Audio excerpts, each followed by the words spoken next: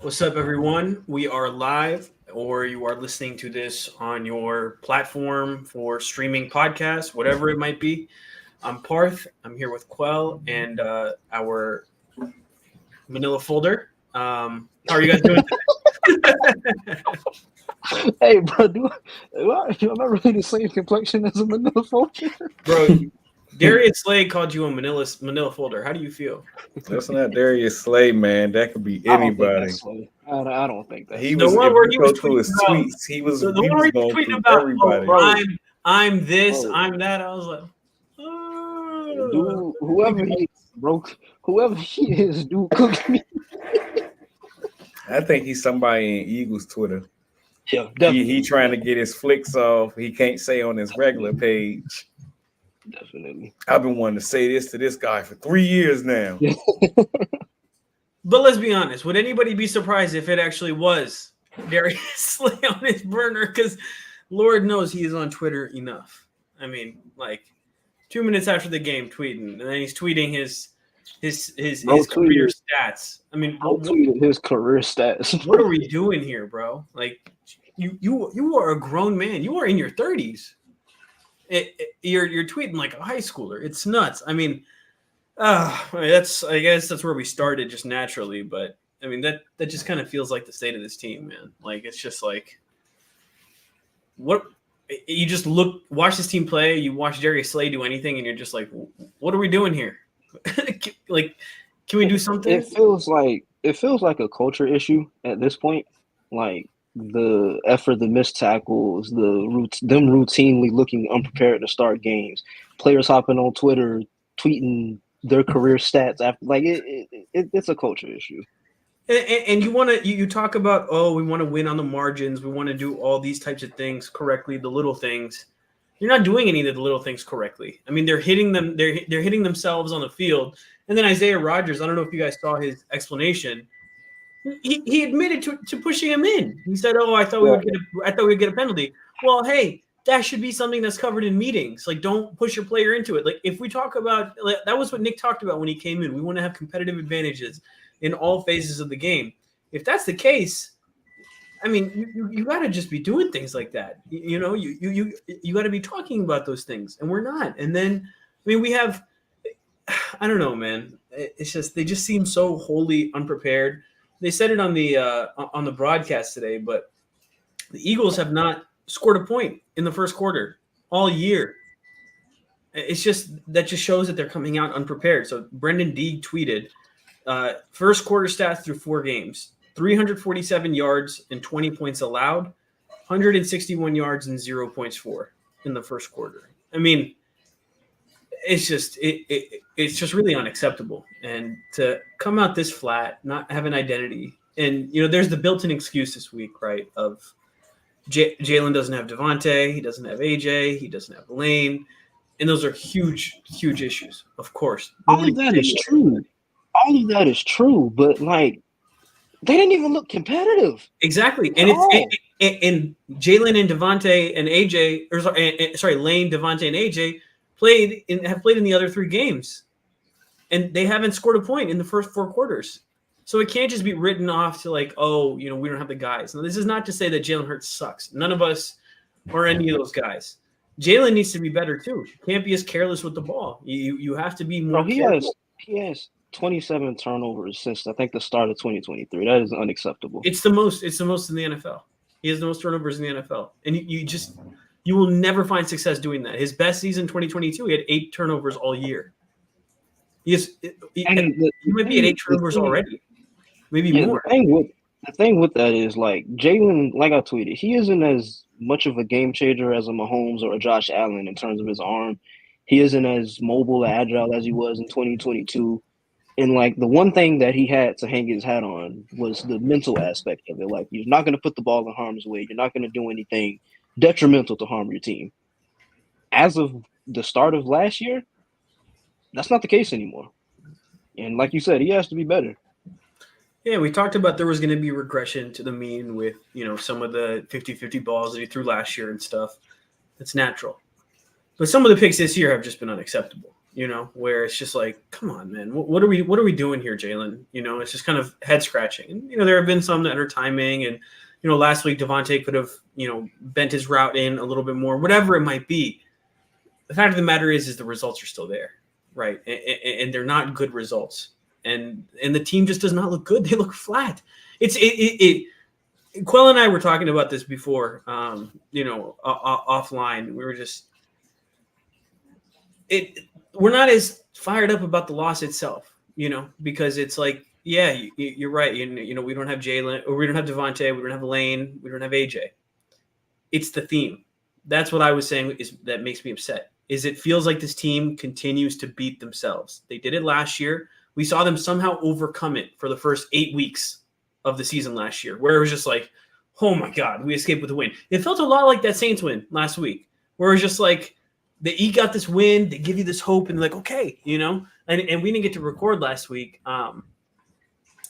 Got wisdom tooth pain, people. I'm sorry. It's miserable. So I just have not been able to get out of bed. But I mean, if we had talked about it, what I was going to say is this is either the type of win that galvanizes the team and tells them, hey, like, we can do this. This is something that, like, is doable, or it was just like a fluky win, and after today, it feels like a fluky win because, supporting cast wasn't the exact same, sure, but the feeling you got watching the game, the way the players played, the flatness that was just emanating from that team, it was the same.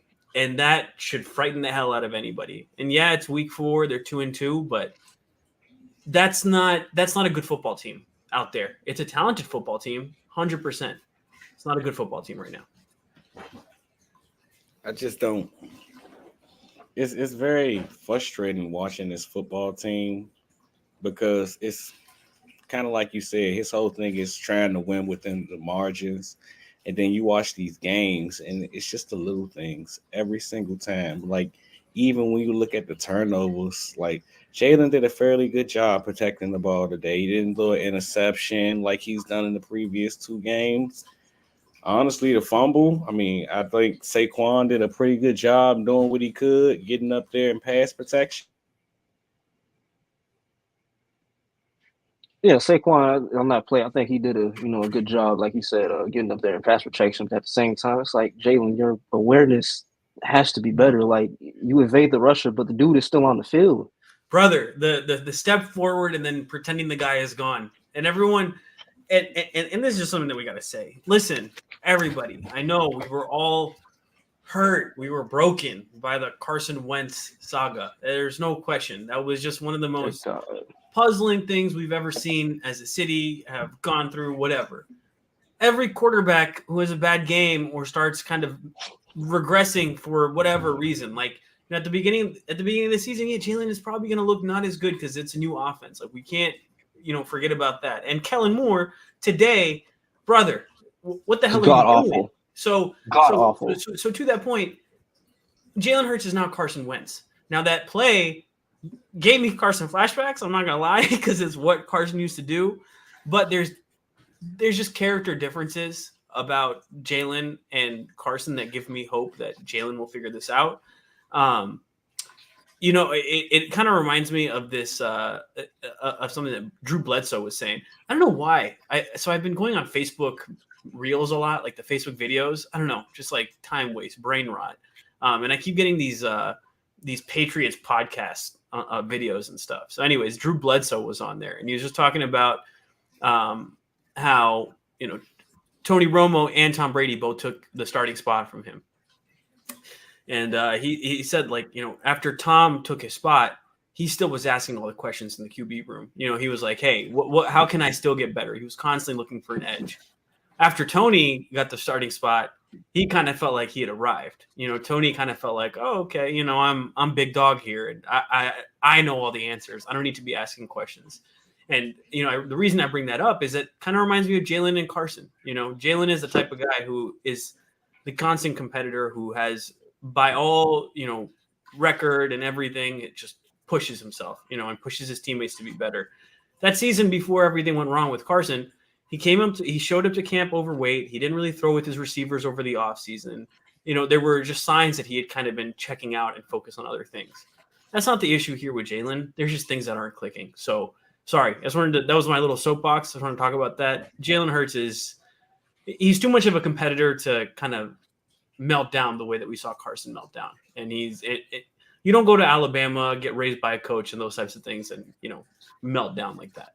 I don't think you can play for Nick Saban and have the mental capacity of Carson Wentz.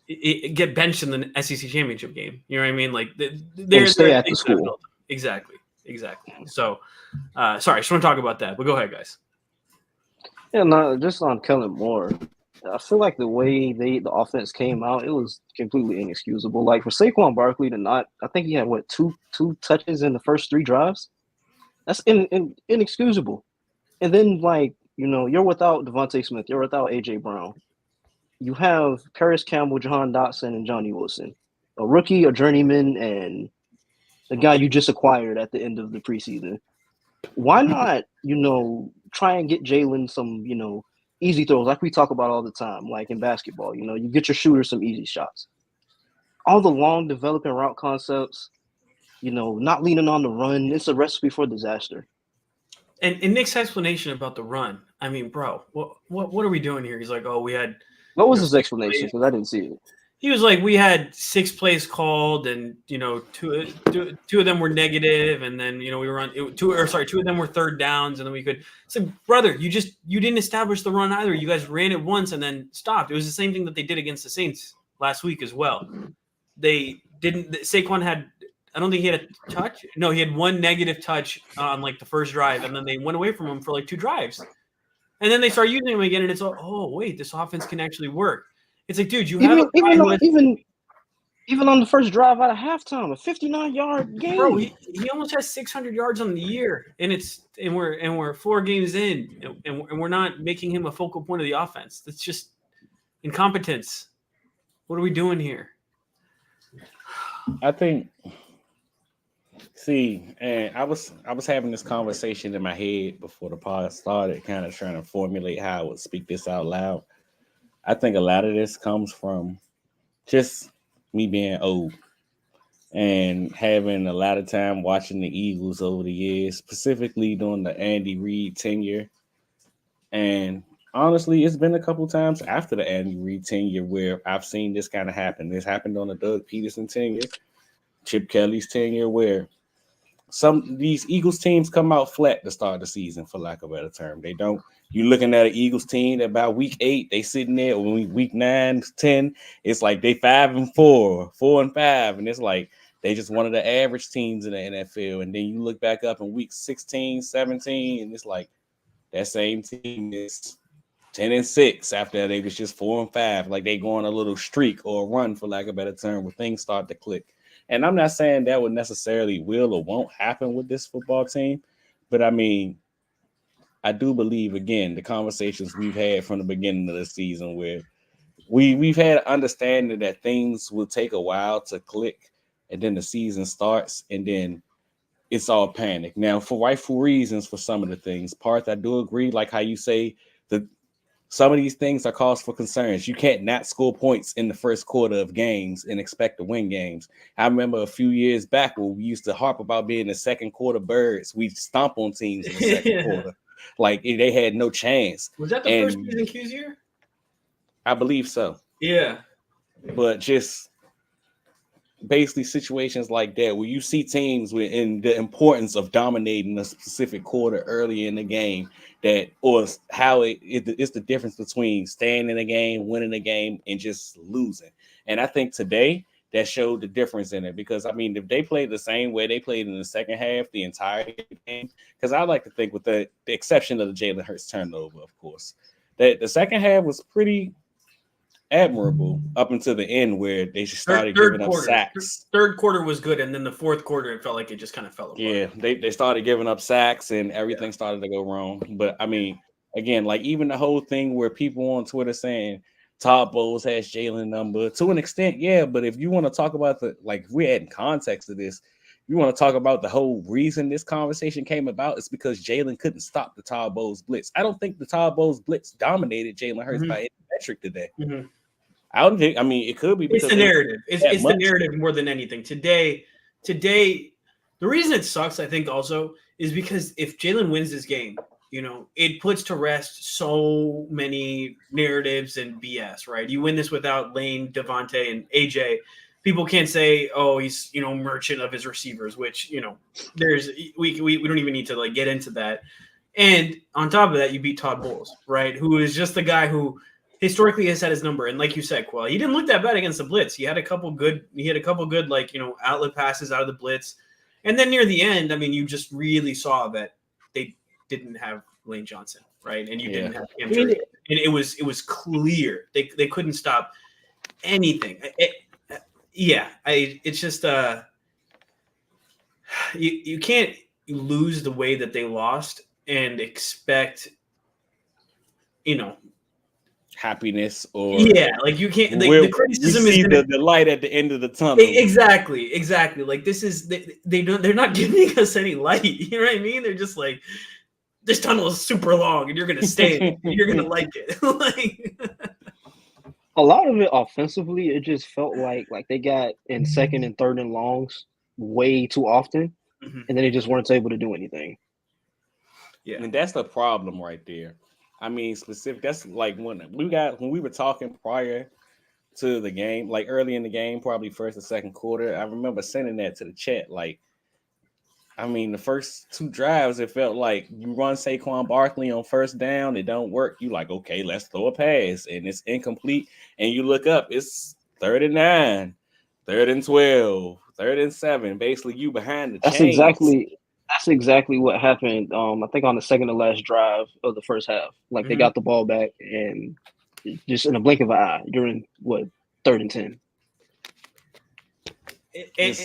And it's not just lack of execution. The other thing that's been killing me, and that also I say is like this also comes back to culture. It's just some of the penalties, and they're just boneheaded penalties. We had a 3rd and 2 that turned into like a 3rd and 15. Or something today, and then I mean I'm trying to find the tweets. Buddy, don't even bring that up. Just the penalty yards. Yeah, like just the penalty yards. That I think it was the 3rd and 14 where we got off the field. It was 3rd and 12. Holding. 3rd and 12. Yep, they got off the field. That's exactly what I was about to bring up. They called a holding and turned it into a 3rd and 2. 2 or 3 drives that we extended for them because of penalties, and we had a drive end for us because we got the penalty. So the differential in terms of turnovers, penalty, all those games inside of the game, right? Those are the things that we used to win. Those are the things that we used to like compliment Sirianni for. His in-game management, even like the small things, bro. The margins. It was the consistency of the aggressiveness, being prepared, those types of things. They don't look like they have any of that, and that's like, that's what's scaring me, man. And I know it's a new season, and it's and we keep saying that, but the fact that we're seeing results that look very similar to last year with 2 completely new coordinators, the best coordinators that we could have wanted, that tells me that there is a common denominator here, and that's some of what I was saying last year is that Nick has humility, right? Nobody can take that away from him. He has that aspect to him where he stepped back from play calling and those types of things, but it seems like he didn't step back as much as he should have. Right, especially last year and some of those things. He got involved in calling on the offense, and then there was a whole. And I mean, I think not to cut you off. I think you've talked about this before, just in terms of his, I guess, coaching contacts around the league, like with Steichen. It seems like he was way more comfortable just being hands off, letting Shane, take the reins of the offense versus with Brian Johnson, and now with Kellen Moore, it's like he still wants to have his hand in the schematics of it. Like if you look at the offense, it looks the same right now this year as it did last year, and then as it did in the first half of 2021. You see the Nick Sirianni that metric. This offense right now is, I mean, wow, they're still. I mean, just with the inconsistencies. It's just the inconsistency all around. That's what I mean. It doesn't look cohesive, right? Yeah. Like you have these glimpses of like, oh wow, this could be special. You know what I mean? Like you said, Quell, that third quarter, and you're just watching them. You're like, okay, they can move the ball. They can actually do this. They have something going, and then it just inexplicably they go away from it, and it just stops clicking. And it's just like there's some sort of disconnect here. And then it also just befuddles me that time and time again and we've talked about this on the pod, Jalen gets a layup to defend Nick, to, talk about what Nick does and all these things, and he never does. And all the other guys, like every other guy is like, oh, Nick, we got your back, Nick, BG, those guys. Jalen never says any of that stuff, and that worries me. Well, I think he hates him for real. Like, bro, and we talked about it when they were winning, and when you're winning, it cures all, right? And that's what we just understood about it. You can have different personalities, but hey, if you're winning, you're winning. Everybody cares about the results on the field. When you're not winning, you start grading, right? And when you have different personalities as it is, and then you keep butting heads, you're not getting victories on the field, things aren't working, it just makes things worse, and that's what I worry about. And now I don't think we're as bad as like Doug and Trevor, where they name Everbank Field Trevor Bank Field, and he's like, well, I like Everbank Field. Like, I don't think they're at that point. But wait, was that was a real quote from Doug? Bro, last week they named it Trevor Bank Field, and like, so they asked him some like softball question, bro. Like, it's like the opposite. Like, Trevor didn't say anything. Like, Doug was bitchy about Trevor, while Jalen is bitchy about Nick, like on our team, and he was just like, so what did you think of Trevor Bank Field and everything? He's like, well, personally, I like Everbank Field, and then just like moved on. It was just like, dude, like, everyone thinks you guys hate each other. Why are you feeding into that even more? Yeah, so the exact quote is, or question itself, it was, Jalen, you and Nick are obviously big voices on the team as the quarterback and the coach. As you went into the bye and you want to find an identity, do you two talk about maybe what you want the message to be to the team, or how you want to handle things as you go into the second part of the year? Jalen's response was, and I quote, "We have our moments." That's a problem, man. I hate him so much sometimes, man. Oh, he stresses me out. Because it could all be so simple. You come from Nick Saban, you do all this BS talk about rat poison this, rat poison that. You just creating your own rat poison, bro. Like, come on, man. Get out your own way. To that point, Quell, I thought it's really interesting that those are the two schools of thoughts they come from, because I watched the press conference last week, right? After the win, and Nick got emotional, and so even in that moment, that's when I kind of was like, okay, this is the kind of win that's going to like either bring them together, or this is like they barely got a win and he's like so emotional about it. Like, he was almost tearing up there, and I get it, he's like an emotional guy, but he's talking about how we hear everything out there, we hear it, and we wanted to prove it wrong, and those types of things. And it's just like, brother, you are saying the exact opposite of everything Jalen Hurts preaches about every day, about ignore the rat poison. It doesn't matter what anybody outside of this locker room says, which personally is the correct way to approach it. And Nick is talking about, oh, we see it, we hear it, we want to do this. I hear all this stuff about Jordan and Jalen, all these things, and it's like, dude, you should not be acknowledging this. You should be ignoring it, And it was interesting, right? Because Jalen is the no rat poison guy, and then there's Nick openly admitting, oh yeah, we saw the rat poison, right? So I don't know. It's just very different guys. It just paints a picture of, or even further, of the disconnect between the two. Like, we saw the ESPN article that came out, I think it was a week before training camp ended. It's just further expanding that. It could all be so simple. And it could all be so simple.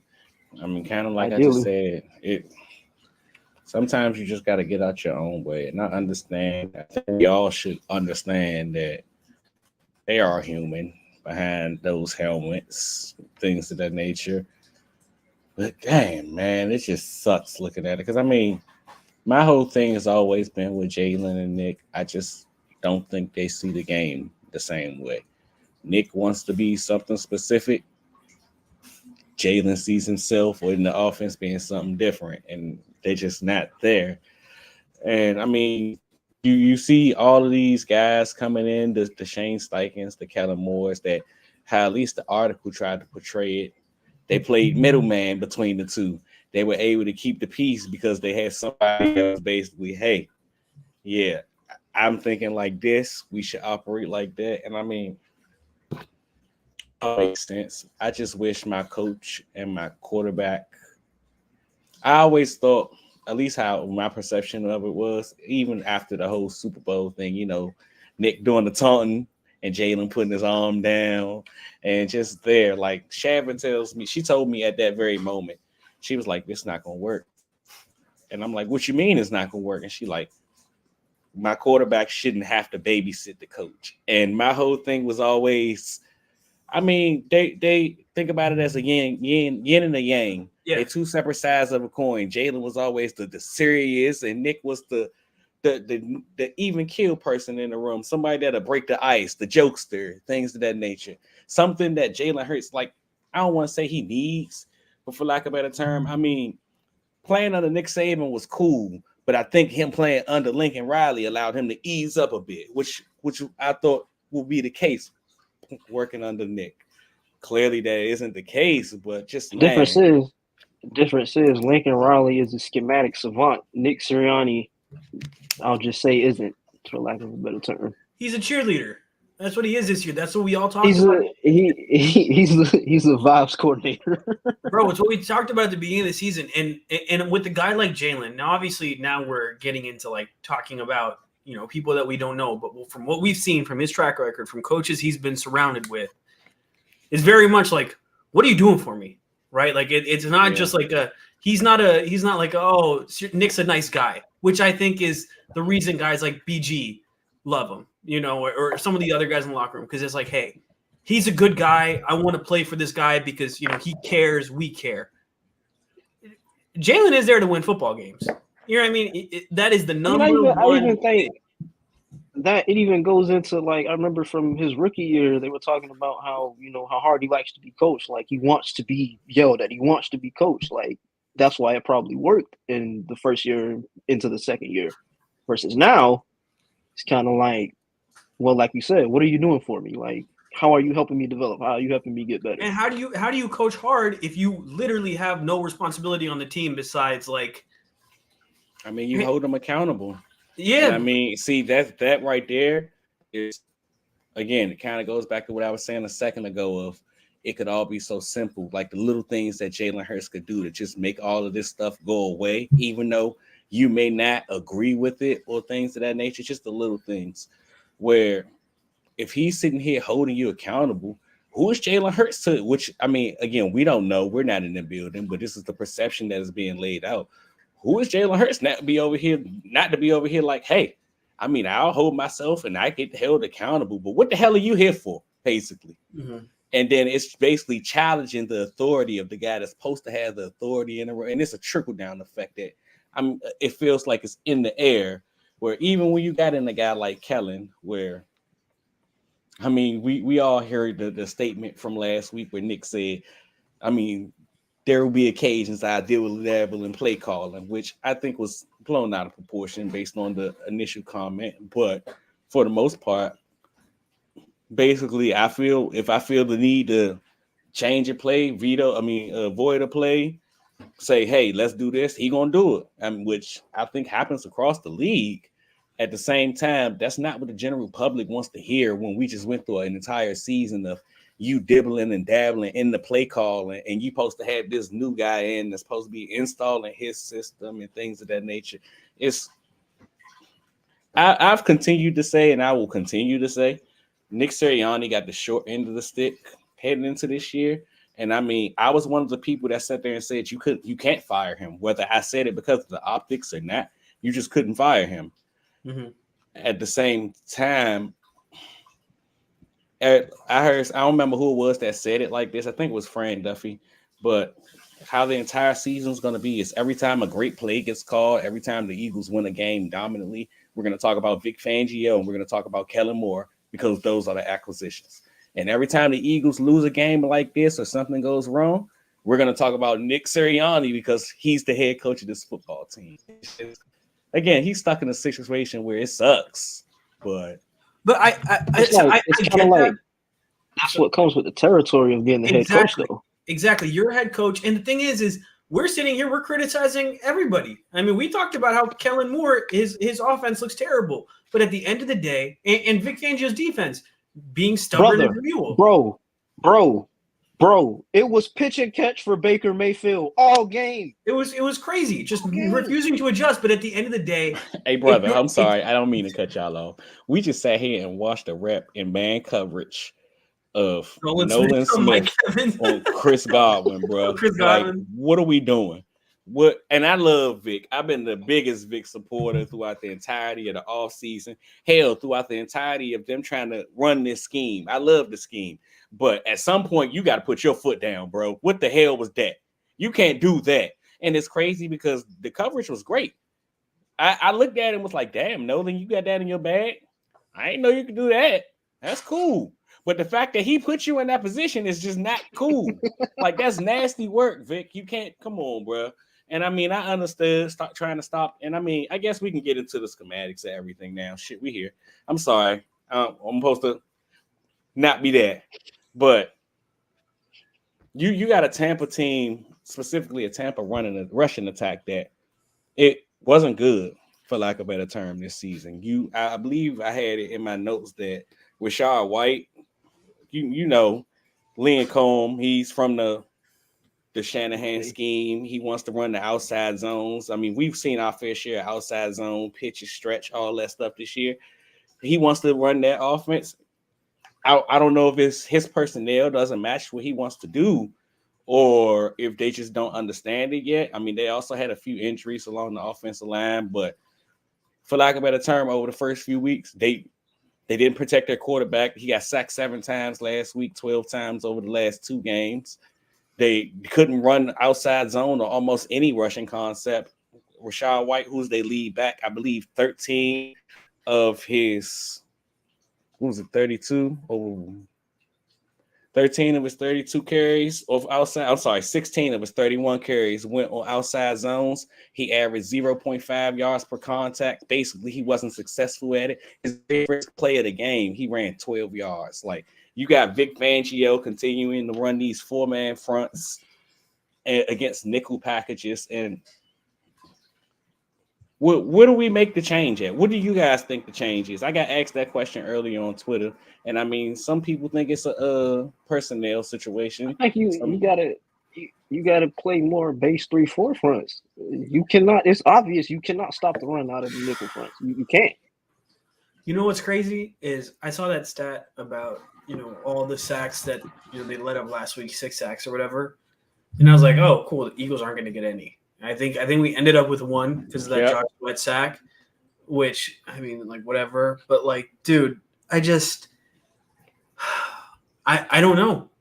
You can start, mix matching on the fronts with, some more 5-man fronts. But at the end of the day, as soon as you start doing that, people are going to exploit you on the back end. Where there's just fundamental issues. And we talked about this last week, and, maybe this goes back into, is the team built correctly, right? They've been trying to build correctly for years. But at this point, sorry, I just want to finish one thing about this. If you just need such a perfect defense in all phases, you just need like star players everywhere, maybe it's not that good of a defensive scheme. I'm sorry, but I'm extremely tired of just like every year we watch some game like this where quarterback who is good looks like prime Tom Brady against us because it's pitch and catch. They get anything they want because the cornerbacks are playing 10 yards off, and then they get anything they want over the middle and in the intermediate area. And then, they'll maybe like hunker down a little bit in the red zone. But every year we blame it on personnel. We blame it on something. We're going to keep blaming it on personnel because we don't have the linebacker. But it don't matter what you do at the front or the back. If you don't have that. Whatever the case might be, there's 5 really good linebackers in the NFL. Right? There's not that many. So at that point, it seems like it's an issue with the scheme itself that you need this type of linebacker. Fred Warner's not growing on a tree, right? Like we need you. If you need to have a linebacker that good to be able to hold his defense together. Before it was you need a defensive tackle. So now you have that. Then you need corners. Now you have that. But now you need a linebacker. It's just like it can't be perfect, right? No defense is going to have every aspect of every level of the defense having a star. And it just feels like we're watching this defense just get exposed every year. the amount of high completion percentage games that I have seen against the Eagles in the last 4 years since this Fangio love affair started has driven me nuts. I mean, I still will never forget the Derek Carr game, dude. When they came here, was he on the Raiders or was he on the Saints then?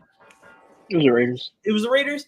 I mean, bro, I think he had one incompletion that whole game, and that was I think it was Gannon's first year or something like that. But I'm tired of just seeing these games where quarterbacks just get whatever they want underneath, and then they can get into the intermediate, and then all of a sudden, you can get deep passes on them too because secondary is doing shit wrong. Sorry, So, keep cursing. I mean, I think kinda, the most frustrating part of it is just the lack of adjustments. Like the same thing just keeps happening over and over and over again. It's the quick pass game,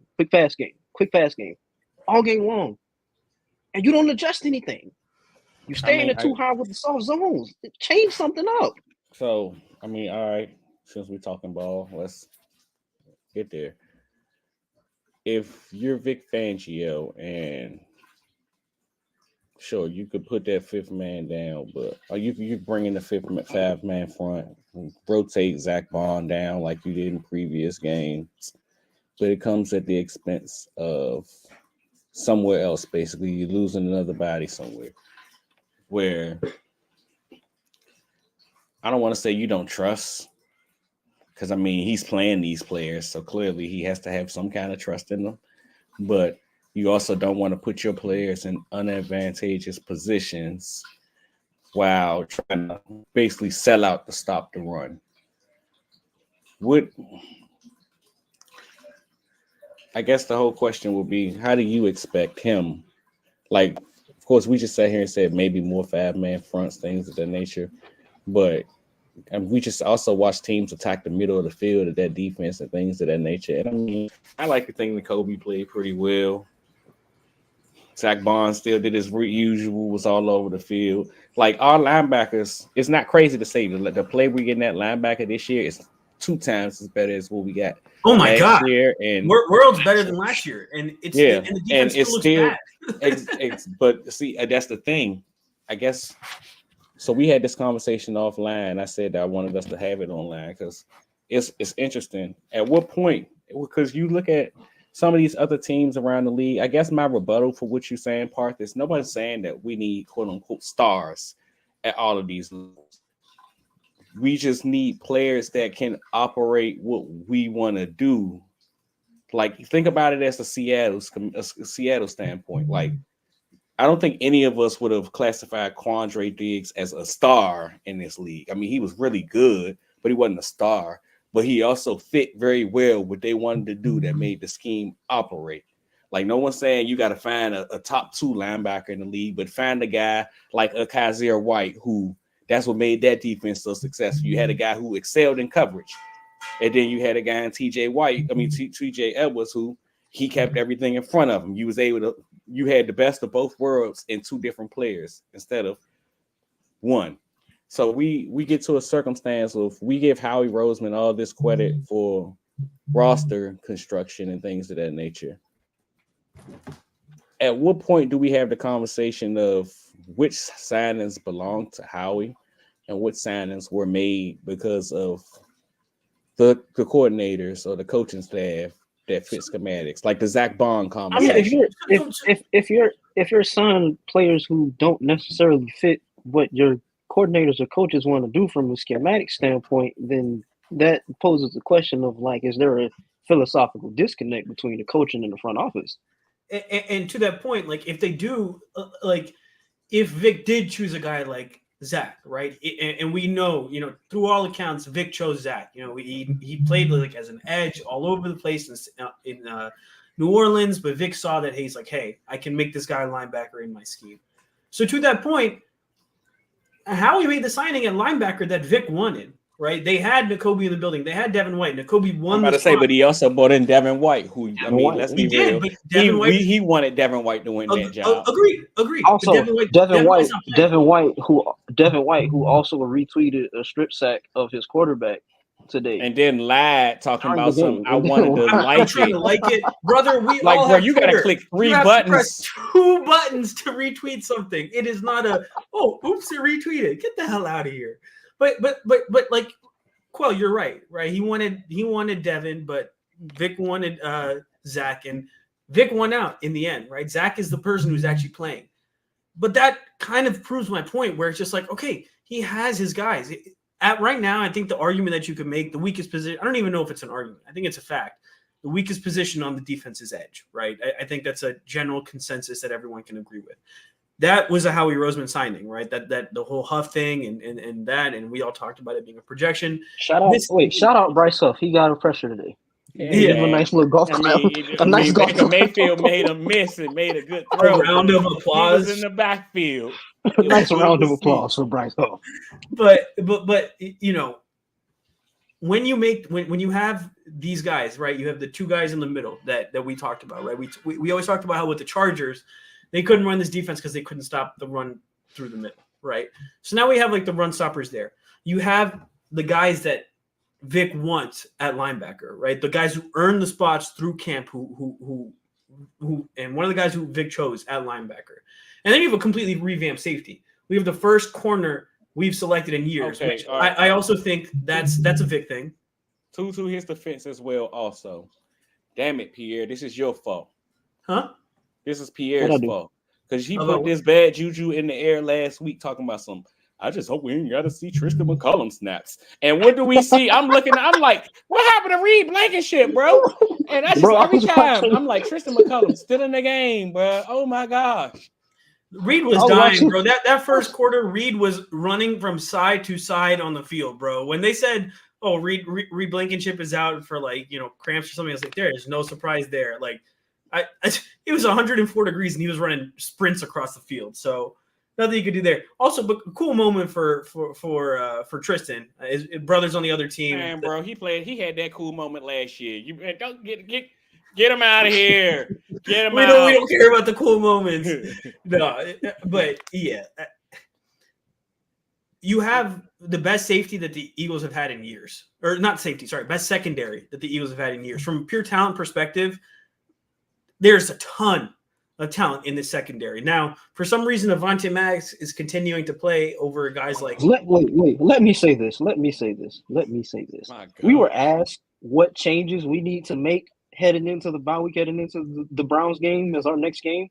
For the love of God, please get Avonte Maddox off the field and put Cooper DeJean on the field. Please. Gosh, please. It helps everywhere. Run support, coverage. Avonte was just. Brother, when I see him, it's bigger than that, bro. When I see him miss that first tackle, when he just threw his show, he didn't even try. I'm like, brother, if you even remotely tried to wrap him up, you would have tripped him up by the ankle. He literally threw a shoulder. It's like when you play Madden and you just know you about to crush a guy, you hit the hit stick button and he go to up, and you can see your guy go flying. Like, brother. Yeah, I don't know, man. At one point, the defense has to do something too. And there's too much talent on the defense in general. And I get it. There's weak points on the defense. There's no question about it. And you can exploit those weak points, right? That's a given. Most defenses have a weak point, right? Most defenses aren't fully, through and through. They have solid players everywhere. Those are the best defenses in the league. And I don't think anybody was expecting this Eagles team to be one of the best defenses in the league. But to be where we are is unacceptable. There's just too much talent on this team, too much investment on this defense for them to be this trash. The most frustrating thing is the worst defense to watch is a defense that doesn't dictate. You're just sitting there and you're literally getting nickel and dimed all the way down the field. Go at them. Exactly. Attack them. Stop just sitting back and taking it. We've had this conversation for 2 or 3 weeks now.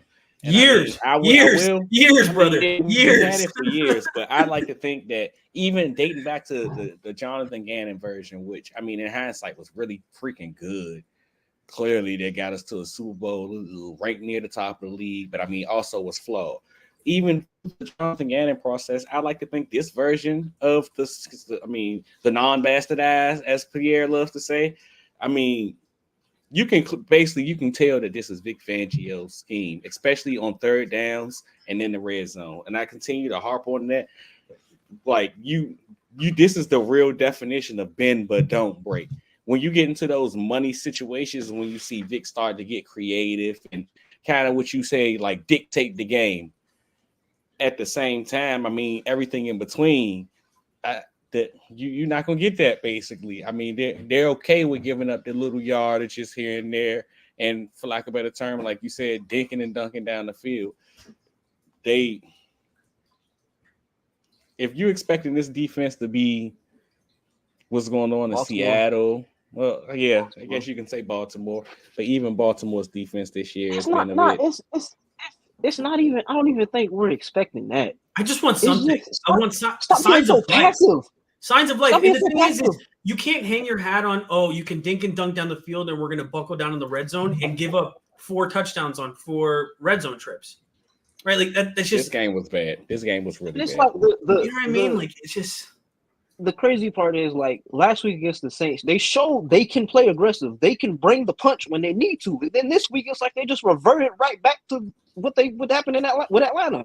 But Exactly. I mean, again, happened last week with like, and I wish this made me so frustrated we didn't get a chance to talk last week because I don't think people. I know what you're gonna say. I know what you're gonna say. It's just the personnel and the formations and the packages and the type of team. Like, and it was a I don't give matchup. but I don't give a game damn. plan thing. We can't. So we're gonna just beg every team that we play. Hey, if y'all could play in 12 personnel, we would really, really appreciate it. Our defense is good. Just give us a chance, you know. No, I mean, of course, there has to be changes made, and there have to. I mean, of course, the modern NFL offense operates out of 11 personnel mostly. At the same time, I mean, I think he understands what his person, like who his best 11 players or what he considers to be his best 11 players at the point in time are. And again, just trying to put these guys in advantageous positions. Wow, at some point you need better execution from some of the places. Because I mean, I'm sure we laughed at Bryce Huff all season, even a couple of times this game. I know I damn near ripped my hair out after that goal line score with Bryce Huff. I mean, not Bryce Huff, but Josh Sweat's supposed to be set edge. He just ran flat down into the line of scrimmage. And I'm like, hey, brother, where you going? It's coming your way. Like, have you ever surfed? It's like the first thing they teach you when you play defensive end is surf on the goal line. Oh God! Like, dude, just at some point, I do feel like execution has to come into play. And I mean, again, we had this conversation all offseason. It's a complex defense. It's hard. It's not easy. We do expect them to play much better later on than what we do right now. At the same time, this what we like to call the growing pains and the learning process. It's not fun to watch. It's rough. Yeah, it's rough, brother. It's hard. It's not encouraging. It don't give me no reason to feel like y'all gonna be better later on. At the same time, we do got to get them a chance. It's like rookie quarterbacks. It's kind of like the state of college football right now. Where like you see what's going on at Oklahoma, and I do think Michael Hawkins should be a star. But you get guys like Jackson Arnold getting benched 3 or 4 games into their career, and it's like, hey, yo, coach, can I learn? Can I grow? Let me be better. But it comes back to what we talked about at the beginning of the pod. There's a timeline. There is a timeline that this team has, and that's what's freaking me out, bro. Honestly, that we have 2 years of Lane Johnson. Back to your general manager. It does, but it also comes back to coaching staff in that, hey, maybe you need to. First off, if Vic thinks these are our best 11 players, we have a fundamental issue there because there's like we said, there's a player out there who is. There's no way he can be the best option right now because teams are actively targeting him. We had Avonte Maddox in man coverage on Mike Evans. I've seen this movie before multiple times, and I know exactly what happens. I've seen it so many times. They tried something different. They put CJ on him too. They did. That's because Mike got motioned in. But I saw Avonte Maddox on Mike Evans way too many times, bro. And Tom even said it. Tom even said he's like, Avonte is a real feisty player, but if I see he has a one-on-one with Mike Evans, I'm taking it every time. I'm just like, no. But the thing with that is also Quinyon Mitchell was in the nickel in the slot majority of the time at training camp. So like, if they're gonna put Mike Evans in there, what was the point of you cross training him at nickel if you're not gonna let him follow him?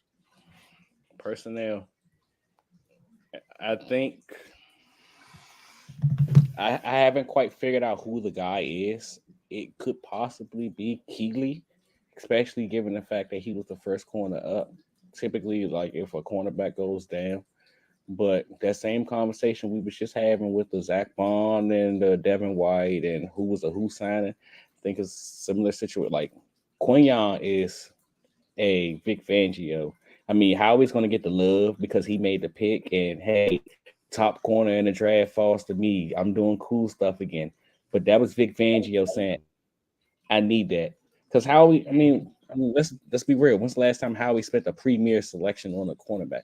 For them to double dip at the position in general, you can tell somebody else was in his ear. Like that wasn't just him saying, yeah, I'm going to refurbish this room. And you look at a guy like Isaiah Rodgers, who, I mean, he's basically getting nothing but special team snap. I think I seen him get one real snap today, but wait. Speaking of Isaiah Rodgers' special team snaps, did we talk about? Can't remember. Did we talk about the blunder that he had? Yeah, I mentioned it at the beginning, and he doubled down and said that hey, I pushed him into Coop on purpose. That's trying to draw. That doesn't even make sense. Just block. That's the game within the game, right? Like that's the type of stuff that should be covered in meetings, like rules of football, brother. Like you can't push a guy into the returner. It's just, I don't know. It just looks so dysfunctional, right? And I get what you're saying, Quell, right? Like on both sides of the ball, these aren't easy offenses or defenses that they're implementing. But it's just that they're just these fundamental. It's bad issues. to watch, right? It's the little thing, the little nuanced things it's of the little system things where it's like, hey, bro, this isn't just the problem of they don't know the offense or the defense. This is a fundamental football issue, right? And that's why I've been on this soapbox about, hey, Nick Sirianni needs to go because look, I like the guy. I rode with the guy for years. I was like, hey, I even liked how he acted on the sidelines. Now, as I've kind of gotten older and as I've watched this team get older, the antics on the sidelines aren't as fun, right? Where when you're losing and you're kind of acting crazy, it's not as good of a look, right? When you're in the Super Bowl and you're celebrating a first down and your quarterback's just kind of giving you the side eye, it's not a great look, right? It just comes back to like last season where it was just like, if you're gonna bring back Sirianni, taking away all of what he does on offense, then what exactly is he going to be doing? We said he's going to be winning on the margins. He's going to be a culture guy. All these types of things. Culture looks shitty. Sorry, I'm cursing again, but there's no other word for it. Darius Slay is getting on Twitter right after the game. You have Devin White retweeting stuff about Levante David mid game. Also, you also got Chauncey Gardner-Johnson keeps running his mouth, belt to ass before the game. Bro, stop talking. Stop. You giving up a touchdown in every game this season. Stop talking. Yeah, and I get it. That's Chauncey, right? Like that's part of what you get. What the thing say? Hey, your mans. They got your mans. That's your mans, right? That's your man's part. That's your boy. He was your boy. He is my boy. You are right. And now I watch and I'm like, God damn it, dude. Just sorry. Shut your mouth, bro. Shut your mouth. Just please, like, for the love of God, just please go. If you just get one interception or make one good play, then you can start talking again. But brother, right now, all his interceptions go the same way. The ratio almost catch it, hits the floor, get up. Come on, bro. Catch the ball. I'm saying, bro, the ratio of talking and action is off right now. Can't deny that. Every game. You know what I've been thinking about recently that's just been sending me? It's not even related, bro. But you guys remember when Derek Barnett got that late hit and you just see Nick on the sideline? It's always him. Hey, is Derek Barnett still in the league? And it was so funny because it was you could read. He's on the roster. He's on the 53. Huh? Yeah. Oh yeah, he's on Texas. Since last year. Yeah, he's been there. We cut him and he turned into a different player. Yeah, he has. But it's just it is so funny because I was watching the Texans last week he had a very borderline late hit, and Sirianni flashed in my head. It's always him. It's so funny, man, because that was every fan in Philadelphia. It's always him. Late hit, 96. We all need a crash out. No, I respect it. I respect the crash out of Chauncey. But brother, it's a time and the place, dog. Stop talking so much, man. Nah, if you a crash out, you a crash. Look at what's your boy name in Cincinnati? Cam Taylor Britt. Boy, if you're a crash out, you're a crash out, and that's how it's gonna go. You're gonna talk at any point in time. You don't care what your team feels. That's why I'm not talking too much, because after last year and how soft his defense was, like, look, if Chauncey is gonna crash out like this during the games, right, or before the games, talk all this smack, look like an idiot, but he won't let somebody do what the Niners did to us last year, where they were like, surrounding us and shit. Like, sorry, I gotta be more careful, but they were like surrounding us and like, talking all that smack, and there was nobody who had any attitude to fight back. I will deal with this if he will deal with that. You know what I mean? That's why we needed him. But at the same time, you're completely right, brother. It's this conversation. We had the same conversation last year when I was like, I'm not mad that he gone. I wish we could have brought him back. He's a talented player. It's not like we got better letting him go, but I'm not mad at him letting him walk either, because we dealt with him because he came with an interception every time you blinked. At the same time, if you cut the film on and you watched him, so many times was he out of position, kind of like similar to right now, where if you just did your job correctly instead of stop being so greedy sometimes, you be a much better player.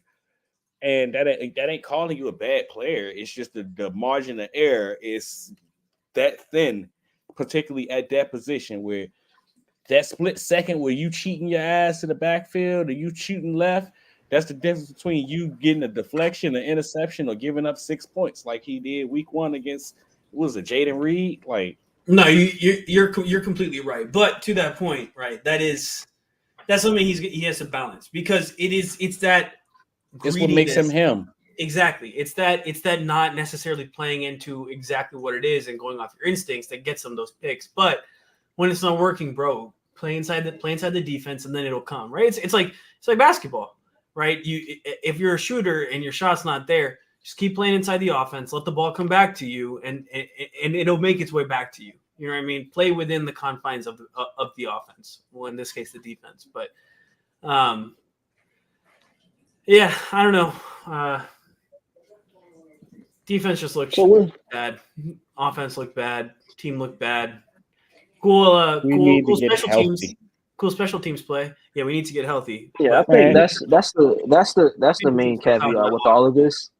I think that's the main caveat with all of this. Like, heading into the bye week, earlier in the offseason when the schedule was announced, we looked at the early bye. We're like, why is there bye week 5? No, y'all looked at the early bye. I kept explaining to you guys. You did. You're right. You did. Can I continue? I still think it's an early bye. Yeah. But yeah, that's the caveat with all of this, man. Like, they need to get healthy. Like Sirianni said, they got to refocus in on the fundamentals. They got a lot to clean up. They got a lot to clean up. And at the same time, like, I think them specifically on offense getting healthy, that's going to make things look 100% more brighter. Like, Lane Johnson, AJ, Devontae being gone, it was dark. That's the only way I can describe it. Them being back healthy, I think they're going to get back on track. Defensively, I feel like we're living on the wing in the prep, brother. Like, yeah, that's exactly where I am. Because the offense had excuses today, right? Like, offense was missing arguably 3 of their best players, right? Maybe 3 of their top 5 or top 4 best players. Now with Saquon there, top 5 best players, they were missing 3 of them, right? Best players on offense is Jalen, Saquon, AJ, Devontae, and Lane, I would say. Order is, debatable, but I think those are your 5 best players on offense. Defense, you had everybody. And you came up with this, and that is what's scaring me. And, whether it's personnel, whether it's coaching, there's something fundamentally wrong there, and it should give you pause. It's week 4, but it is absolutely appropriate to see the product that has been on the field and be like, this is not championship level, right? Like we have seen championship level teams, and what they are putting out there right now is not it. That's what was the expectation at the beginning of the season with the talent, with the acquisitions that they made. They need to be better. You have this bye week, you can go into it, but Nick can't come out of, a loss after the bye saying we need to get back, make sure we get fundamentals right and things like that. Because listen, brother, you're saying we got to fix the fundamentals every week. And last week he went on his whole tirade about, that everybody doubted us and all this type of stuff. Well, hey, you just proved why everyone doubted you this week. How? And that was bro went on to everybody doubted us rant in week 3. In week 3. It's week 3, bro. It was just ridiculous. Well, because he was just talking about, we hear the noise and we always show up and these types of things. They didn't show up. Brother, I don't even maybe they got food poisoning on the flight down or something like that, but they were not there. Something like that. Huh? I'm about to say, I said, yeah, something like that. It's hard to show up when, flat tires, car ain't got no gas, insert situation here where you just can't make it. Defense, I respect it. Like I told y'all, like I stated throughout the pod, I ain't gonna say I'm done with Vic. I'm far from done with Vic. I believe that come week 9, like I've been stating before the season, come week 9, we'll see a different situation. Now it's just about us being patient. At the same time, I can understand that it's about us being patient and understand that would the stuff you put on display today, unacceptable. Can't do that. Now, offensively, just get healthy. I'm about to say I ain't really mad at them. I mean, they did what they could. It sucked, but they did what they could. I will say, offensively, game plan got to be 100% better. Yeah, bro. you can be on the players. Also, well, look, even though we had players gone, catch the freaking ball. Your receivers in the NFL. That's execution, though. Bro, they didn't. Well, they didn't have a target. Execution is that's one of Sirianni's tenets of coaching is we're gonna execute on plays. We're gonna do all these things, practice like we play. We talked about it. What are they doing in practice? What is actually going on where there is this disconnect where they get to the game and they look just fundamentally unprepared because we all agreed, hey, third quarter, that offense looked like they could actually move the ball. They looked like they could do stuff. And that was without Fred. That was with Fred Johnson. That was with Jahan Dotson. That's with Johnny Wilson. That's with, only Dallas Goedert and Saquon Barkley right now. But the first half, they had all those guys and they didn't do any of this. Just think about the little things that you've seen during the game. Like the jump popped up where Tampa Bay, 32 plays run, Eagles, 10 plays. Tampa Bay, time of possession, 18 minutes, Eagles, 6. But that's because they got the ball and they kept going 3 and out. They couldn't get anything going on offense. Stay ahead of the chain. How you get anything going on offense if you can't stay ahead of the chain? Can't stay ahead of the chain. That's on the offense. Hear me out. It doesn't magically happen. Wait, ho, hear me out, man. Time out. How do you stay ahead of the chains and quote unquote have a game plan? Because let's be real. Did you guys think he was going to build a game plan around John Ross and Paris Campbell or something like that? No, I thought their game plan would be around Saquon Barkley, which is what they did in the third quarter. And then all of a sudden, that's the difference. The difference is they started moving the ball. The offensive line was getting pushed on run plays in the third quarter. They ran the ball in the first quarter. They gave him the ball on first downs on both drives, and he went nowhere. That don't mean go away from him. How the hell I won't say go away from him, but if you give him the ball one play, you throw the ball the next play that's incomplete, and you look up, it's 3rd and 9, you want to give him the ball again? I would run the ball second down again. They just didn't establish the run, Quell. That is true. We saw them make a commitment in the third quarter to come out and say, hey, we're running this rock. And you see it with these Eagles teams. When they decide they're going to run the rock, they run the rock. And that's why I have this issue with the offense is because they had stuff that worked. They had an all-pro player still on the team, right? They had an all-pro player who was healthy. They just didn't make him the focal point of the offense, right? And even if it's not running the ball with him, the ball should have been in Saquon's hands 40% of those of every drive, right? Like if you're missing everybody, this is what you paid Saquon Barkley for. And so that's what my issue is. And so this is schematic stuff. I'm not going to just blame the players, but players got to be better too, because there were lots of drops. There were misses in protections, all these different types of things. Every player needs to be better, because you can't just score. What did they score? 2 touchdowns, right? You can't score 2 touchdowns in the NFL and expect to win. And I get it. You have a lot of caveats. You're missing a lot of guys, but the product that was out there with still a top tier tight end, top tier running back. Your O-line isn't at full strength, but you have a pretty good O-line, right? And you have still the best offensive line coach. We're obviously biased about that, but I think, Jeff Stoutland is clearly at the top in terms of offensive line coaches. You should have been able to get something. And what we saw in that first half was unacceptable. That's just. Well, they didn't have a target to a wide receiver until I think 5 minutes left in the second quarter.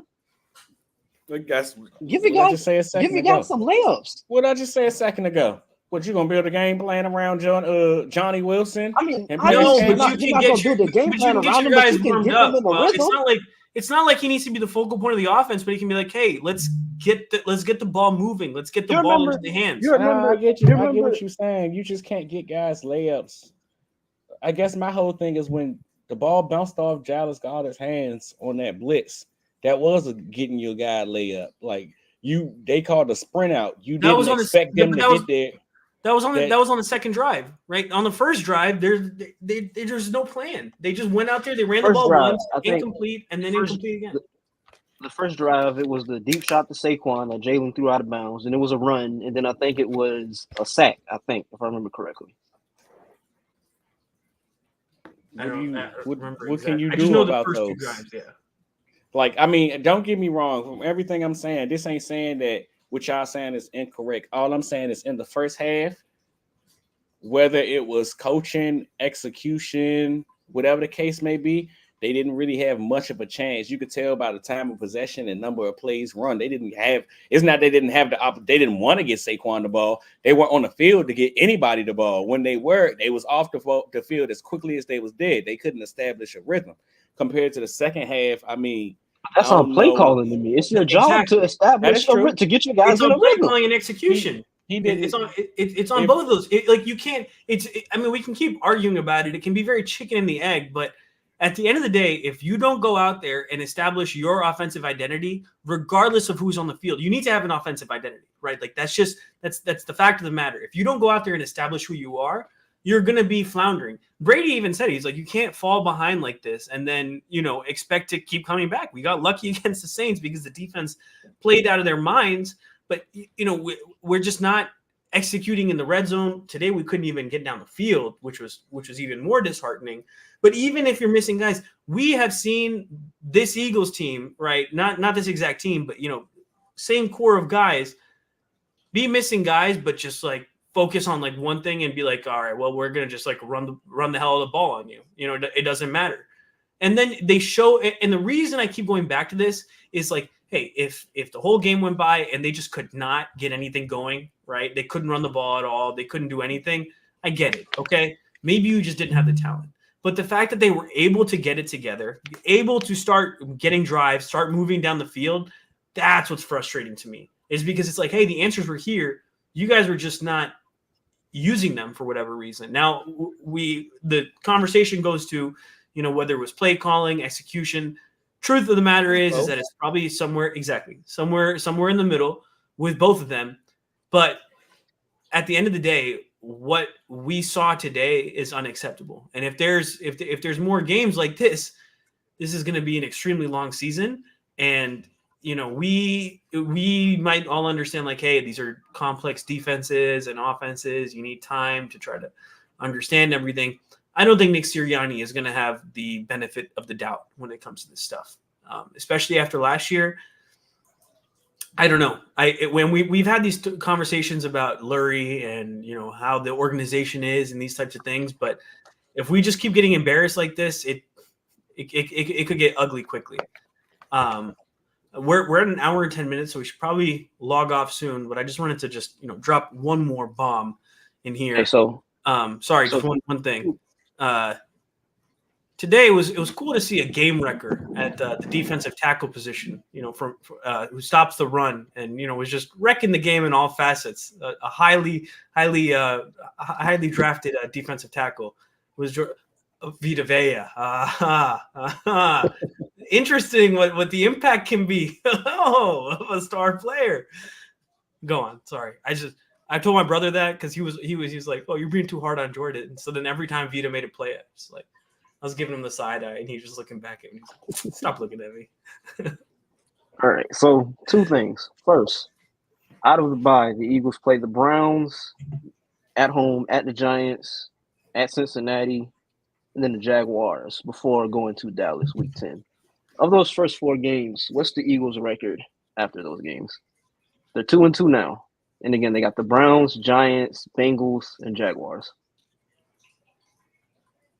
Shit. We can't lose to Freak Boy, bro. We can't.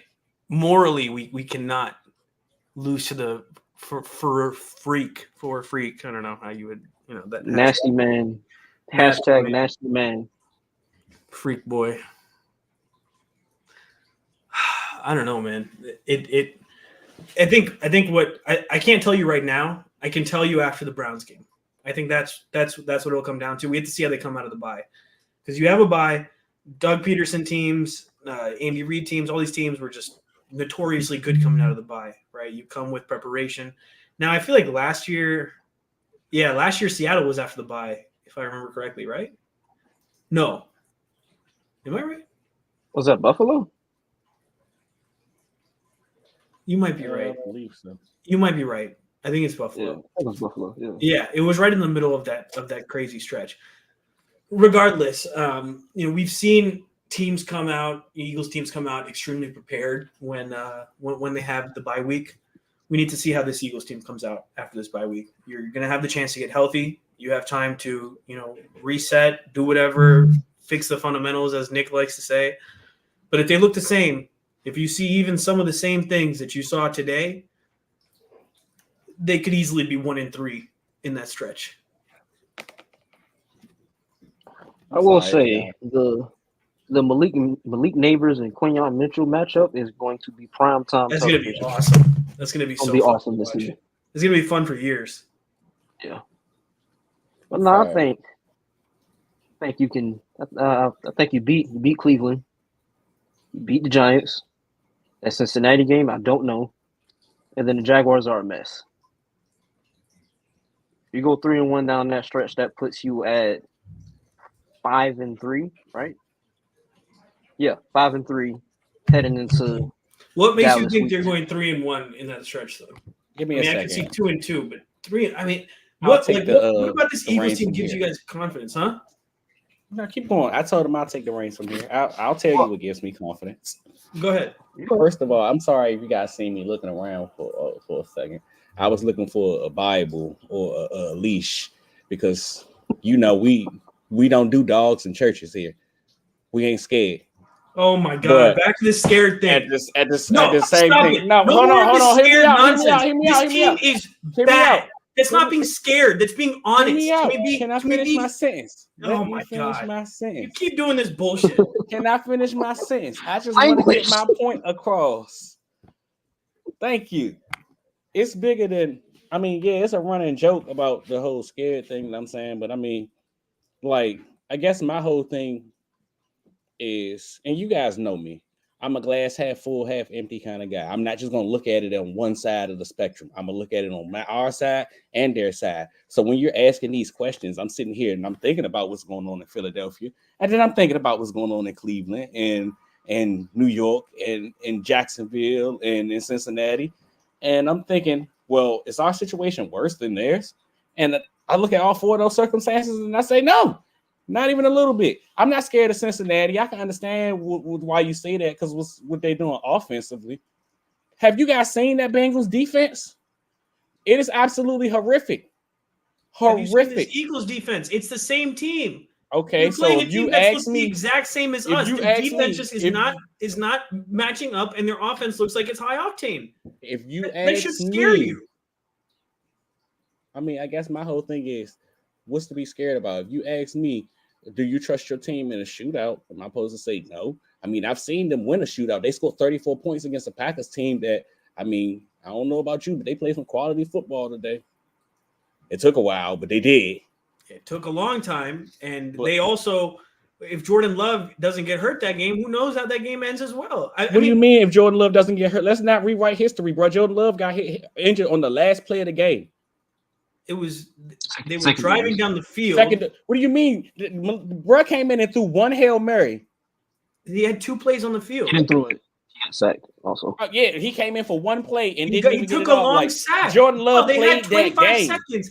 Jordan Love played that game and the Eagles won, bro. We're not going to rewrite history. We've also seen guys win games like that before. It's not just like the Eagles are the only team that can win a shootout. We have seen the Eagles consistently lose the turnover battle, the penalty battle, everything in the last 3 weeks, 4 weeks. Even against the Packers, I think we lost the penalty battle. I'm not going to hold you, bro. I mean, I like to think Commanders' offense is playing some, excuse my language, damn good football.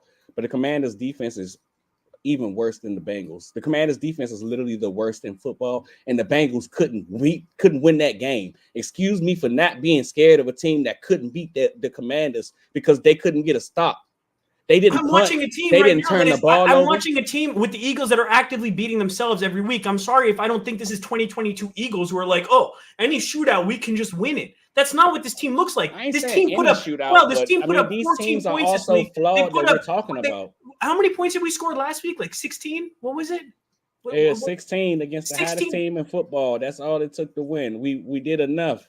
And I mean, I like. So okay, so we'll ask the Bengals. Hey, I know you guys play a ton of 11 personnel. Just run some 12 for us so that we can make this even.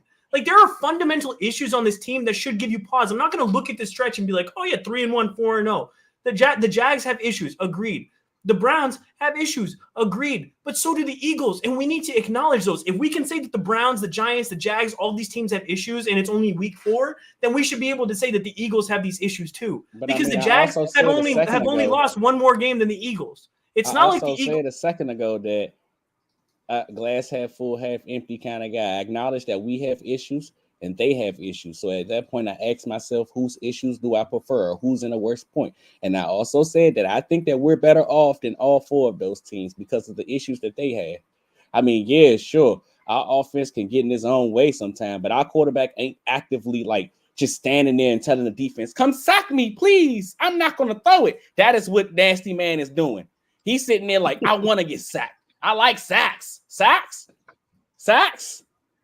Like Browns was the game that I can see 2-2, 1-3, but I don't see 3-1. Not with the way that this team is playing. And I don't know how you can objectively watch this team these last 3 weeks and be like, oh yeah, 3-1, 4-0.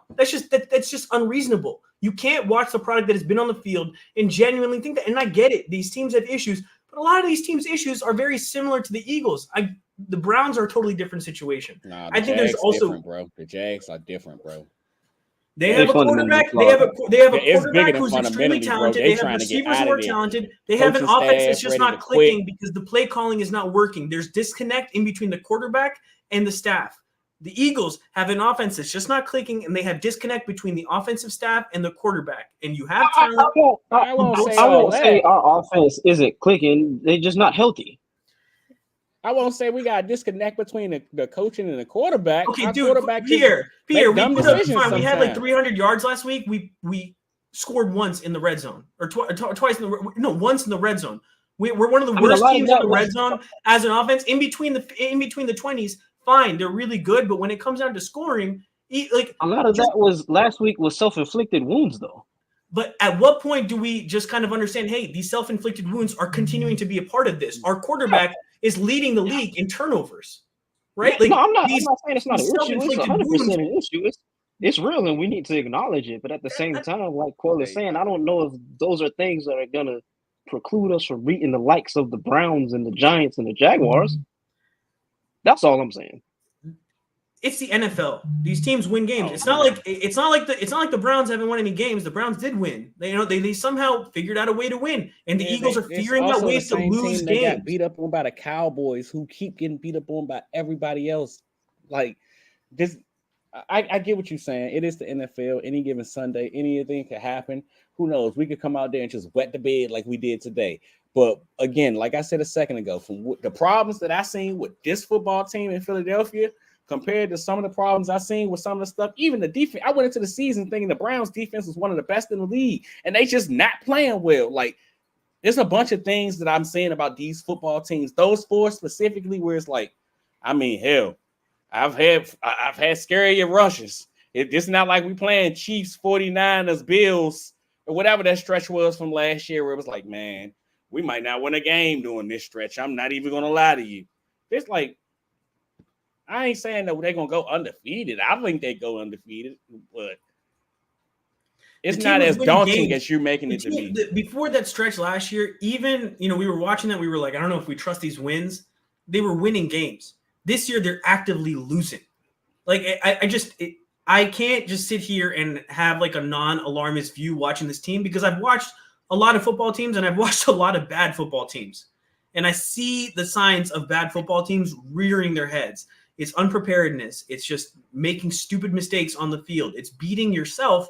And that's what this team continues to do. Now, if they take this bye week and they figure those things out, my perspective will change. But as long as I see a product like I've seen on the field the last 2 weeks, we won last week, but it was not a good product. And I think we can all agree on that, right? Like, so, if it wasn't for Dallas Goedert going God mode, having 70-yard catch and run, huh? Good play call. Yeah. Oh, shout out to Jalen Hurts. Good. Exactly. Good. They are also dragging this shit, bro. Like, it's mesh, brother. Folks was acting like it was some revolutionary play call, bro. It's in every offensive playbook in the NFL. Mesh, bro. It's funny because when we won the Super Bowl, they went crazy about mesh too, because Aguilar and Torrey Smith used to high five to keep the spacing. But yeah, mesh is like it's just a classic play. So funny to see people getting all fired up about it. But great play call. You're totally right. But that was not a good product on the field. So I got a question before we get out of here. I guess my one question for you would be, we've heard your point about the concerns about this football team. What you just said that stands out to me is you've seen a lot of things that are points of bad football teams, things that give you cause for concern. Can you not make the argument? And whether you've seen more of which side aren't what we asking. Have you not seen metrics of them where you like, this could be a really good football team, basically, in the same breath you saying that? Or is it just a bunch of bad, bad, no good? I said at this pod, you see these flashes of the ability of this team, like, oh my God, this could be special, right? You see flashes of this team, but it's the inconsistency of it, and it's how this team just goes week to week, right? It's like 1 week, and this is what takes me back to last year. It's 1 week, we have this defensive show out. It's like, bro, like, defense is back. We're back. Offense had a good week the week before. If we can just do this all together, we'll figure it out. And then the next week comes, and then the defense doesn't have any answers, and then the offense has the answers, and they just can't do it together. Today, where you don't even see like one side of the team doing well throughout the game. You saw a couple flashes, like we said, the third quarter. You saw some good stuff from the offense, from the defense. I don't think you saw much of anything good today. And then a couple of things they did. They tried. They tried. Not very hard. Late in the game, not very hard because they couldn't even tackle. And tackling is just but trying. They got a couple stops. They got a couple stops. Well, they got a couple stops, but it was probably like two. I ain't saying that it was. This is the NFL, brother. It's not. They did enough to keep us in their game. Like that stretch of time when we was down 14. They did more than enough to say, "Hey, offense, can you bring us back?" Stops, but at the end of the day, this is not a league that you get moral victories. Right, it's just not, and I know I come off as like, oh, he's impatient, or he's like, like just not believing in the guys. But at the end of the day, this is a results-driven league. It matters, huh? I'm not gonna lie to you. I would love to agree with you, but I'm the same person that sits here and say I will never give the Eagles defense credit for winning me that Super Bowl after what they allowed Tom Brady to do, and everybody sitting there like, Brandon Graham last sack of the game, this, that, and I'm like, yo, like, we're not going to sit here and act like they didn't give up the worst defensive performance in a Super Bowl. Like, what? So clearly you can't have them little marginal situations where it's like, yeah, they was bad, but it worked out in your favor at this point. They played good, whatever. Brother, brother, you are talking about the most lightning strike Super Bowl of the last 50 years. That's all I'm saying. I mean, dude, Nick Foles, a career backup, had the game of his life and played one of the greatest Super Bowls. Hey! Let's give Nikki Sixx some respect, brother. That's a retired Eagle. You remember 27-2? Give my dog some respect. Man. Of course I do, but then what happened after that? We ain't gotta talk about that. But I remember 27-2. That's the year where we lost the Saints, and I went upstairs and cried. I still. Who left the field with the lead? You hear me? Who left the field with the lead? All that matters. I want you to answer the question. Answer the question. Who left the field with the lead? It's not his fault. Results-driven league. But who left the field with the lead? What was the score at the end of the game? 26-24. But who had the lead when he walked off the field? I don't give a damn. Nick Foles. All right. What's that Drewski mean? Did the organization care? The organization cared. Chip Kelly didn't care. That's Quell's boy. That's your man. Yeah, man. You are correct, Devin. I mean, that is crazy. 33-16 is insane, and that's why I'm crashing out on the pod. And I'm just like, this is not a good team. And Quell's like, oh, get a dog if you're scared. And I'm just like, no. Because we got 18. It's 18 weeks in this season, bro. We don't watch teams much worse than this Eagles team win Super Bowls. If you are crying about how bad an Eagles team will be all season in week 4, I am begging you. I know a church with a great pastor, and I know where to find these dogs at. No funny, because why do you have dogs at your church? Why do you have dogs at your church? It doesn't make sense. I didn't say that I have dogs at my church. It doesn't make sense. Your analogy doesn't make sense. What kind of church has dogs at it? Okay, a dog church. What are we doing here? Okay, no, I don't need anything. I got my 2 eyes, and I know when I see BS, and what I'm seeing on that field is BS. Okay, when you love someone, you hold them accountable and you tell them the truth, even when it's hard. You don't just sugarcoat it and be like, hey, guys, I know you're trying real hard. It's early in the season. You're going to figure this out, champ. No, they need a kick in the ass because they're playing horrible. There is no question about it. They're playing horrible. I know that there have been more talented or less talented teams that have made a Super Bowl, but guess what? They play better. And the Eagles aren't playing good. They got all this talent, and they aren't playing good. And that's what pisses me off. Drop passes, penalties, just showing up like. But my whole thing is that doesn't mean they won't ever be good. Like you be talking in certainties. Like, man, this team ain't gonna never be good, and you're gonna be sitting. You're the same guy that's if and when they are good later. Like, oh no, but like they'll figure it out. We said that last year. The reason I'm like this is because we watched this exact same movie happen last year, where the entire season, the first 8 games, like they'll figure it out. They'll figure it out. Look, there's all these bright spots. They'll figure it out. They know what to do. Let me tell you the story. Spoiler alert: they did not figure it out. They got worse as the season went on, and now we're seeing similar themes rearing their head again in a new season, and that should be a point of concern for anyone. I'm sorry. That's the truth of it. That's the truth of the matter, that if you see the same thing happening again, insanity is doing the same thing over and over again and hoping for a different result. We're seeing the same thing happen again. Devin, Rams would. Okay. They lost today, didn't they? Yeah, I'm pretty sure they did. The Rams lose today. Yeah, the Bears. Sure they did. Yeah, they lost to the Bears. The Bears. But I think this is a good spot to end it. We're at almost an hour and 30 minutes. Sixers Media Day tomorrow, guys. How we feeling on the Sixers? We haven't had a Sixers temperature check in a while. Oh, no. You guys don't get to do a Sixers check because you're going to be all like, oh, brother, I don't care. It's football season right now and all this. I am the one who watched every game last year. I didn't forget when you guys were like, oh, I'm not watching this team. Okay, I watched every game. Exactly what I was about to say. See, I know your face, Quell. You've been doing this for 3 years now. In the middle of football season. It's not even October yet. You asking me about Sixers temperature check, bro. I tell you every year, I don't watch basketball until after the All-Star break. I lie, I may dibble and dabble, but I ain't watching basketball until after the All-Star break, bro. Not even with Paul George? Not even with Paul George on the team? Be there sometimes. Boy, I haven't locked the hell in. I'm watching game 1. Bro. I'm back. I'm be there game 1. Nah, I ain't gonna hold you. I ain't got the mental capacity to. I need something good because the Eagles aren't doing anything good for me. At least we got the dancing bear. Yeah, you know how fire of a nickname that is, bro? Or the Dunking Bear, that's fire.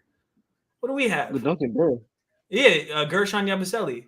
We got Jordan Davis's fat ass on the Eagles. He needs to stop eating so much McDonald's. You about to get banned. Sorry. Well, hey, you know All what? right. So At make least sure he his didn't cramp fine up. is as hefty as my fines be.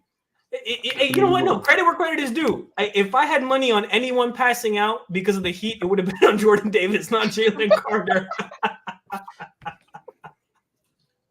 That's crazy. All right. I think this is a good place to end it.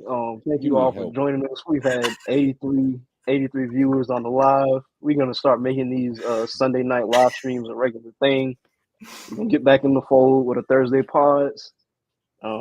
Thank you for listening. Thank you for watching. Yeah. Go Birds. Go Birds. No Birds. I'm not gonna lie to y'all. If we lose a game like 43-6 or something, don't expect no live stream. We ain't gonna be here.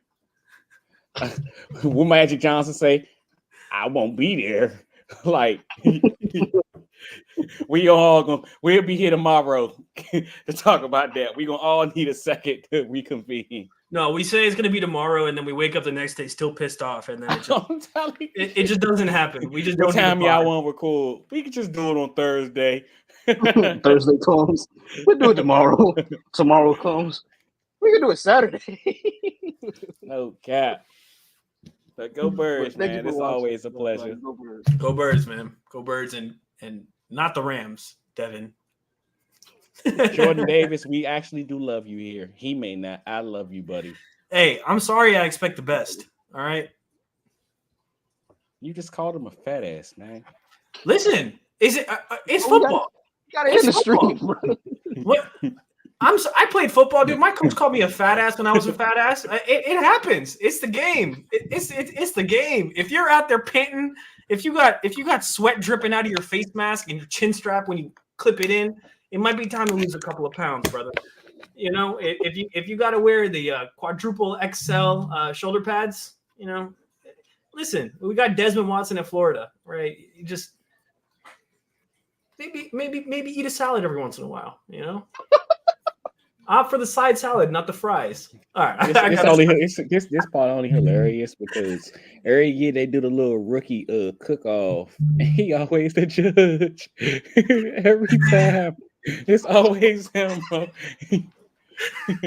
I think bro said, "Oh yeah, I like this event." I was like, he's not beating the allegations, bro. I was like, "Oh, Jordan, come on, bro." But you know what? In all seriousness, that is the beauty of football, bro. That is genuinely the beauty of football because there can be a dude built like him playing the same sport as a dude built like not Sidney Brown, Avonte Maddox. Brittany, You know what I mean? Like, two polar opposites in terms of human beings. Darren Sproles and Darren Jordan Sproles. Mailata standing next to each other, just crazy. Such a great picture. That's a classic. Anyways, sorry for my jokes. Don't cancel me, people. Go Birds. Go Birds. You was canceled after you picked the Saints. Go Birds. Dude, that was